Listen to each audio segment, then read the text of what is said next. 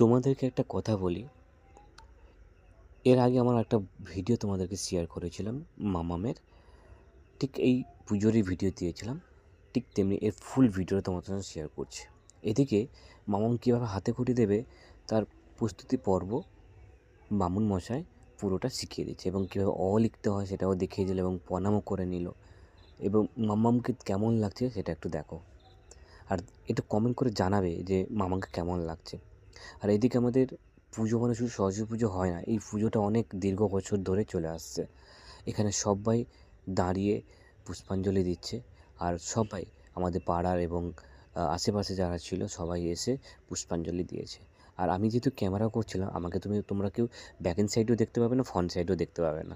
তো চলো একটা কথা বলবো, মামাম দাঁড়িয়েও পুষ্পাঞ্জলি দিচ্ছে, সেটা তোমার এই ভিডিওর মাধ্যমে তুলে ধরার চেষ্টা করলাম।